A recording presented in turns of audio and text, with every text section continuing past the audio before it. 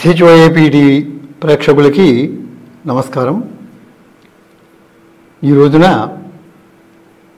మనం ఈ ముహూర్తాల యొక్క విశేషాల గురించి కొన్ని చెప్పుకుందాం.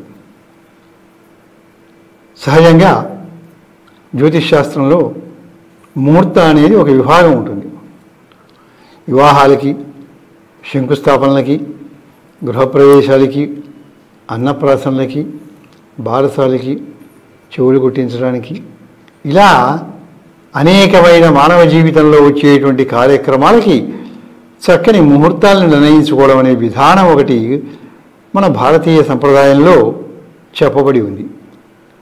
వాటి ప్రకారమే మనం శంకుస్థాపనలు కానీ, గృహప్రవేశాలు ఇలాంటివన్నీ కూడా ఆచరిస్తున్నాం. అయితే చాలామంది అనేది ఏంటంటే,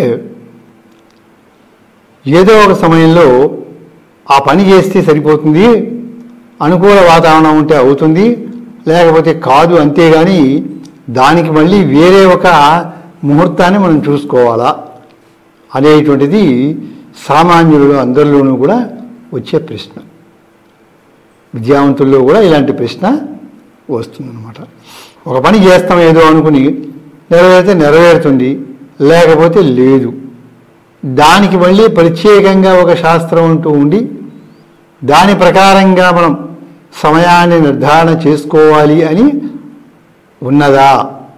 మన సంప్రదాయంలో ఉన్నప్పటికీ కూడా దాంట్లో ఉన్నటువంటి ఔచిత్యం ఎంత అని చర్చిస్తూ ఉంటారు. మనము మన సంప్రదాయంలో ఉండేటువంటి విషయాల్ని తెలుసుకోవాలంటే కొంచెం సమగ్రంగానే ఆలోచించాలి. కొన్ని విషయాల్ని మీకు నేను తెలియజేస్తున్నాను. ఎందుకంటే అన్ని విషయాలు ఆ టాపిక్కి సంబంధించి ఒకే వీడియోలు చేయటం అనేది సాధ్యం కాదు. కనుక తక్కువ సమయాల్లోనే కొన్ని విషయాల్ని నేను అందిస్తాను. వాటి విషయంలో వ్యక్తిగతంగా ఎవరి అభిప్రాయం వారికి ఉండవచ్చు. ఇప్పుడు ఇక్కడ ఏంటంటే, కొన్ని పనులు మనం చేసినప్పుడు ఖచ్చితంగా జరుగుతూ ఉంటాయి, కొన్ని జరగవు. అలాగే ఒక చిన్న పని కోసం ఎంతో ప్రయత్నం చేసి, ఎంతమందినో కలిసి, ఎంతో టైం వేస్ట్ చేసుకుని అలా నెలలు సంవత్సరాలు అయితే కానీ చివరికి ఎప్పుడో అవుతుంది, అసలు కావు కొన్ని పనులు. అలాగే చాలా కష్టంగా ఉంటుంది, ఈ పని కాదు అనుకుని మనం మొదలుపెట్టిన తర్వాత కూడా అనుకూల పరిస్థితులు ఏర్పడి చేతికి డబ్బు అందటం, బ్యాంకులో లోన్ రావటం, సరైన మేస్త్రీలు దొరకడం, ఇట్లా రకరకాలుగా అన్ని అనుకూలమైన పరిస్థితులు ఏర్పడి ఆ పని దిగ్విజయంగా సాగుతూ ఉంటుంది. అక్కడ సాగకపోవటానికి, ఇక్కడ సాగటానికి కారణం అనేటువంటిది ఒకటి ఉండాలి అని చెప్తున్నారు. ఏమిటి అంటే సమయము. కాలం అనేది అమోఘమైనటువంటిది. కాలశక్తి చాలా గొప్పది. ఒక మహాప్రవాహంలాగా కొన్ని లక్షల సంవత్సరాలు బట్టి, కోట్ల సంవత్సరాలు బట్టి కాలం సాగిపోతూనే ఉంది. దాంట్లో మనుషులందరూ వాళ్ళ జీవితాలు గడుపుని వెళ్ళిపోతూనే ఉన్నారు. ఒక ప్రవాహంలో వెళ్ళిపోయినట్టు వెళ్ళిపోతున్నారు కదా. కనుక అటువంటి కాలశక్తికి ఒక ప్రభావం ఉంటుంది అని అంగీకరించడం జరిగింది. ఆ విషయాల గురించి కొన్ని మీకు తెలియజేస్తాం. ప్రకృతిలో ఉండేటువంటి గ్రహములు, నక్షత్రములు, వాటి యొక్క కాంతుల ద్వారా, రేడియేషన్స్ ద్వారా మన యొక్క బుద్ధిలోనూ కార్యక్రమాల్లోనూ మార్పులు ఏర్పడుతూ ఉంటాయి అని చెబుతారు. ఎందుకంటే బాగా ఎండగా ఉన్నది, చక్కగా పనులన్నీ అయిపోతూ ఉంటాయి, మనం కూడా ఉత్సాహంగా ఉంటాం. ఒక 4 రోజుల పాటు బాగా ముసురు పట్టి వర్షాలు దంచి ఎక్కడికి కదలలేని పరిస్థితిలో ఉన్నప్పుడు మన మనస్సు అంతా కూడా చాలా డిమ్గా ఉంటుంది. అప్పుడు మనం ఏ పని చేయలేం. కనుక ఒక్కొక్కసారి దానంతటిదే మైండ్ డిమ్గా అయిపోవడం, మళ్ళీ ఉత్సాహంగా ఉండటం జరుగుతూ ఉంటుంది. అంటే ప్రకృతి వలన, ప్రకృతిలో ఎప్పుడైతే ఆ రకమైన వాతావరణం ఉందో మన మనస్సులో కూడా ఒక రకమైనటువంటి నిరుత్సాహము, డిమ్నెస్, ఉదాసీనత వస్తాయి. ప్రకృతి బాగా ఉన్నప్పుడు ఏంటంటే మనలో ఉత్సాహం అనేటువంటి వస్తుంది. కనుక ప్రకృతికి మన మనస్సుకి సంబంధం ఉన్నది అనే విషయాన్ని మనం గమనించాలి. కనుక గ్రహాల ద్వారా, వాటి ద్వారా వచ్చే ఆ వేవ్స్ ఉంటాయి, తరంగాలు మన మీద ప్రభావాన్ని చూపిస్తే మనస్సు మీద, శరీరం మీద. వాతావరణాన్ని బట్టి కూడా మనకి రోగాలు రావడం రాకపోవడం ఉంటుంది. అది కూడా మనం గమనిస్తూనే ఉంటాం అన్నమాట. ఆ వాతావరణం బాగులేనప్పుడు రకరకాల వైరస్లు వ్యాపించడం, వాతావరణం బాగున్నప్పుడు రాకపోవడం, ఇలాంటివి కూడా అంతా ఏంటంటే ప్రకృతి వాతావరణానికి మానవ జీవితానికి సంబంధం ఉన్నది అని చెబుతున్నారు వాళ్ళు. అయితే అక్కడెక్కడో ఉండే గ్రహాల యొక్క ఆ తరంగాలు మన మీద పడటం, మన బుద్ధి మీద పడటం, దానివల్ల మనకేదో ప్రయోజనం ఉండటం అనేది ఉంటుందా? అందుకోసం ఒక ముహూర్తాన్ని నిర్ణయించుకోవాలంటే మంచి తరంగాలు వెలువడుతూ ఉన్నప్పుడు, మనలో కూడా మంచి శక్తి ఉన్నప్పుడు ఈ రెండు శక్తులు కలిసినటువంటి సమయాన్ని నిర్ణయిస్తే అప్పుడు ప్రారంభించిన పని దిగ్విజయంగా సాగుతుంది. లేనప్పుడు ఏంటంటే సాగదు అని అసలు వాళ్ళ యొక్క అభిప్రాయం. సరే, దీని గురించి వ్యక్తిగతంగా ఎవరి అభిప్రాయములు వాళ్ళకి ఉంటాయి. అయితే వాళ్ళు ఏం చెప్పారు అనేటువంటి విషయాన్ని మీకు నేను అందిస్తున్నాను. చూడండి, ఫిజీ అనేటువంటి దీవుల్లో సముద్రం ఉంది. అక్కడ ఆ సముద్రం యొక్క అట్టడుగున పలోరు అనేటువంటి ఒక జంతువు ఉంటుంది, ఒక జీవి. అది ఏం చేస్తూ ఉంటుందంటే ఎప్పుడు సముద్రం యొక్క లోపలే ఉంటుంది, సముద్ర గర్భంలోనే ఉంటుంది.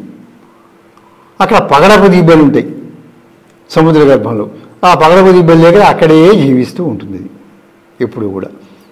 అయితే ఇలా ఉండి నవంబర్ నెలలో పూర్ణిమ తరువాత మార్పు శరీరంలో ఏర్పడుతుంది. దాని శరీరంలో మార్పులు వస్తున్నట్టుగా దానికి తెలుస్తుంది. తెలిసినప్పుడు ఆ పైనుంచి వచ్చే తరంగాల ద్వారా ఏం చేస్తుందంటే తన యొక్క గర్భాశయం నుండి అండాలన్నీ కూడా విడుదల చేస్తూ ఉంటుంది. ఆ విడుదల చేసి ఆ జీవి మరణిస్తుంది వెంటనే. ఇప్పుడు ఆకాశంలో ఉండే సూర్యకిరణాలు వాతావరణం ద్వారా సముద్ర గర్భంలో ఉండే జీవికి ఇటువంటి మార్పులు రావటం, అవి కూడా ఖచ్చితంగా ఏ సమయంలో ఉంటే ఆ సమయంలోనే రావటం, ఇది అనాదిగా సాగుతూనే ఉంది. అంటే సూర్యకిరణాల యొక్క ప్రభావం, గ్రహాల యొక్క రేడియేషన్స్ జీవుల మీద ఉంటాయి అని చెప్పి, ఈ అయస్కాంత తరంగాలు ఉంటాయని చెప్పి వాళ్ళు నిరూపించారు. ఇది సైంటిఫిక్గా నిరూపింపబడినటువంటి విషయం. అంటే ప్రకృతికి, గ్రహాలకి, తరంగాలకి, ఈ జీవుల యొక్క శరీరంలో వచ్చే మార్పులకి అన్నింటికీ కూడా ఒక సంబంధం ఉంటుంది అని చెప్పి ఈ సిద్ధాంతం నిరూపిస్తుంది.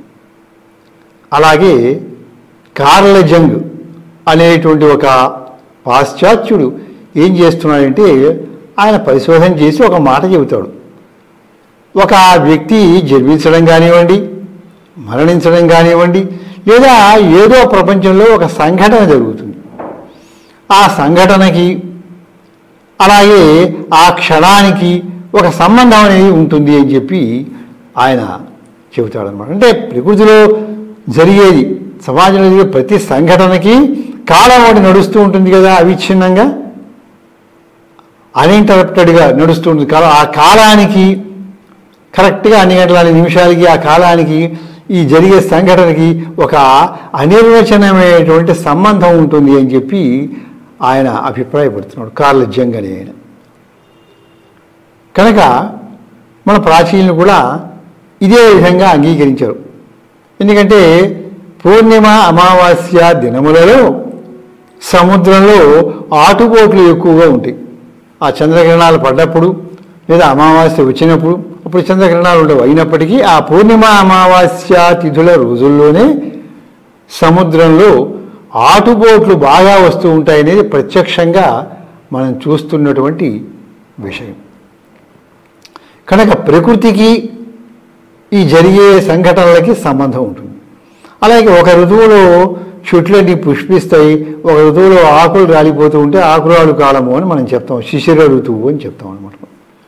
ఇలా సృష్టిలో వచ్చే మార్పులకి, జరిగే సంఘటనలకి ఒక అవినాభావమైనటువంటి సంబంధం ఉండి అంతా నియమబద్ధంగా నడుస్తున్నది. ప్రకృతికి ఎప్పుడూ కూడా కొన్ని నియమాలు ఉంటాయి.